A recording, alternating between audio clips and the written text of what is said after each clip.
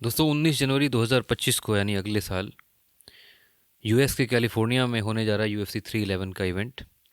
और इस इवेंट में कुछ 4-5 इतनी बड़ी फाइट्स होने जा रही हैं जो आई थिंक कि इस पूरे साल को 2025 के पूरे साल को बहुत तगड़े तरीके से किक स्टार्ट करेंगी यूएफसी के लिए और हम सभी एमएमए फैंस के लिए।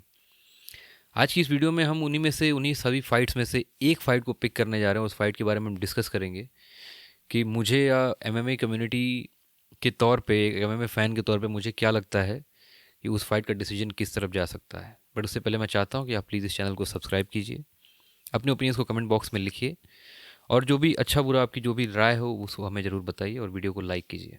Thank you. आज की इस वीडियो में हम बात करने वाले हैं मिराब डुवलिशविली जो बैंटरवेट चैम्पियन है, और उमर जो खबीब के कज़िन होते हैं रिश्ते में। इन दोनों की एक बहुत ही बेहतरीन एक टाइटल फाइट होने जा रही है जो को मेन इवेंट है इस पूरे यूएफसी 311 का।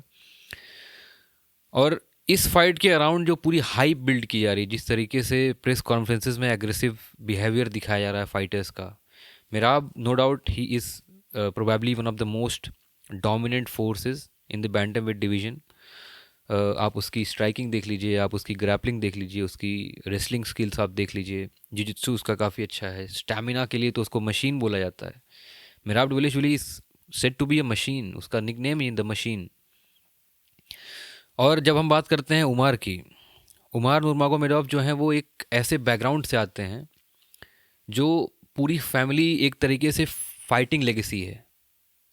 जब हम खबीब की बात करते हैं, जब हम इस्लाम की बात करते हैं, जब हम उस्मान की बात करते हैं, ये सारे ऑलरेडी चैम्पियंस हैं और एक बहुत ही तगड़ी और एक हिस्टोरिकल फाइटिंग लेगेसी से निकल के आते हैं उमर।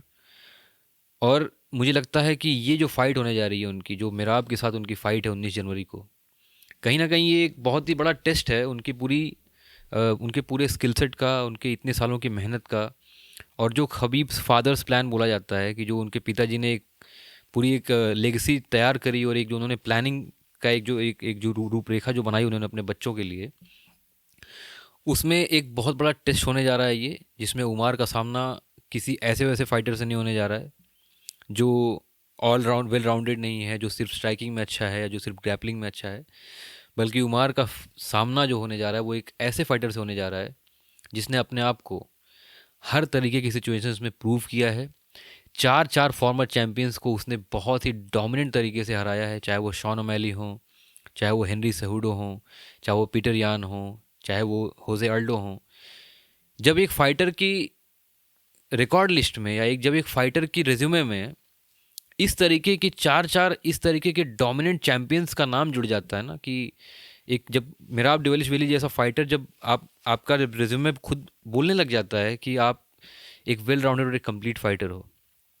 क्योंकि जब हम बात करते हैं हेनरी सेहुडो की, that guy has been an Olympic champion, Olympic में चैंपियन रहा है वो। और उस फाइटर को जो जिसने ओलंपिक्स में गोल्ड मेडल जीता है रेसलिंग में, जब इन दोनों की फाइट हुई पिछले कुछ महीनों पहले, तो मिराब डिविलियर्स ने उसको एकदम ही बच्चे की तरह उसने उसको रैगडॉल किया ऑक्टेगॉन के अंदर। और जब उसकी फाइट हुई शॉन ओमैली से, जो before that fight he was known to be one of the most fiercest strikers in the UFC.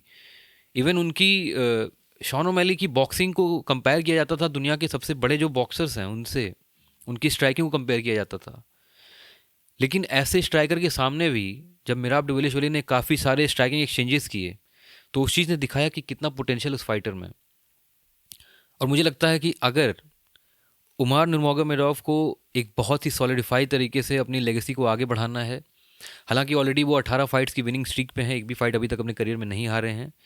और जब भी कोई अनडिफिटेड फाइटर टाइटल फाइट में आता है, उतरता है, तो हाइप और बहुत ही ज़्यादा डिस्कशन होना बहुत लाजमी है। क्योंकि कहीं ना कहीं ये सिर्फ एक टाइटल ही लाइन पे नहीं होता, बल्कि उनकी अनडिफिटेड जो लेगेसी है वो भी लाइन पे होती है, जो स्ट्रीक होती है वो भी दांव पे लगी होती है। और मुझे ऐसा लगता है कि अगर उमर को एक्चुअल में इस्लाम या खबीब की तरह अपने आप को इस्टेब्लिश करना है as one of the greatest champions in the history of the UFC, तो आई थिंक डेफिनेटली उनको इस फाइट को ना सिर्फ जीतना होगा बल्कि बहुत डोमिनेंट फैशन में जीतना होगा। मुझे पता है कि बहुत से लोग ऐसा बोल रहे हैं कि उमर नूरमागोमेडोव की रेज्यूमे पे सबसे बड़ा एक कोई नाम है तो वो सिर्फ कोरी सैंडहैगन का है। लेकिन यही सारी बातें तब भी हो रही थी जब इस्लाम को मौका मिला था against Charles Oliveira. Charles Oliveira का जो रन था, टाइटल रन था, उसमें उन्होंने बहुत बड़े बड़े फाइटर्स को हराया। जो शुरू हुआ माइकल चैंडलर से, उसके बाद फिर जस्टिन गेजी हो गए या डस्टिन पोरिये हो गए, सारे फाइटर्स को उन्होंने हराया एक एक करके। लेकिन जब उनका सामना हुआ इस्लाम मखाचिव से, तो इस्लाम मखाचिव ने उस मुकाबले में दिखाया कि क्यों यूएफसी या खबीब बहुत टाइम से ये कह रहे थे कि Islam is the best fighter in the world. और शायद इसी तरीके की बातें आज बैंटम वेट डिवीजन में इस्लाम और उनके खबीब या पूरी टीम जो है वो उमार के बारे में भी ऐसी बातें की जाती हैं। और I am really excited to watch this fight as an MMA fan. यहाँ पे मेरा हो सकता है कि जो लाइव स्टोरी है मेराब डुवेलिशविली की, उसकी वजह से शायद मेरा थोड़ा सा झुकाव ज़रूर होगा उसकी तरफ। लेकिन एज एन एमएमए फ़ैन मैं बहुत बेसब्री से इंतज़ार कर रहा हूँ 19 जनवरी का, जब ये दोनों फाइटर्स ऑक्टेगॉन में भिड़ेंगे। और न सिर्फ उनकी एक एक यूएफसी की बेल्ट दांव पे लगी होगी, बल्कि उन सभी की लेगेसी और आने वाले टाइम में यूएफसी का जो बैंटमवेट डिवीज़न है उसका जो फ्यूचर है वो भी कहीं ना कहीं उस रात डिसाइड हो जाएगा। क्योंकि अगर उमार जीत जाते हैं ये फाइट, तो मुझे लगता है वो ऐसे फाइटर्स को हराएंगे उस फाइट में जिसने ऑलरेडी इस्टेब्लिश कर रखा है खुद को as the best bantamweight fighter in the world. Beat his cardio, his striking, his wrestling, his grappling, his jiu-jitsu, किसी भी डिवीजन में। और अगर एक ऐसे फाइटर को अगर आप हरा देते हैं, जैसे अगर उमार इस फाइट में मेहराब डुवेलिशविली को हरा देते हैं, तो आई एम श्योर कि मेरे जैसे बहुत से एमएमए फैंस की रिस्पेक्ट वो अर्न करेंगे उस रात।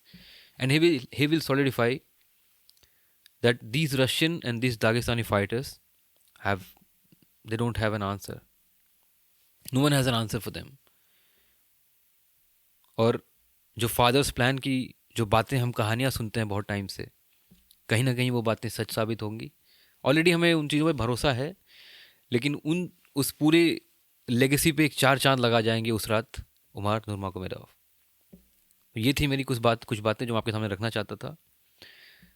अगली वीडियो में हम बात करने वाले हैं कि खबीब का जो पूरा फाइटिंग करियर है या उसकी पूरी जो ज़िंदगी रही है, 19 जनवरी की रात किस तरह उसके लिए सबसे बड़ी रात होने वाली है, किस तरीके से वो एज अ कोच या एज अ पर्सन अपने आप को किस तरह से इस्टेब्लिश करने जा रहे हैं, वो उसके सारे चैलेंजेस के बारे में अगली वीडियो में बात करेंगे।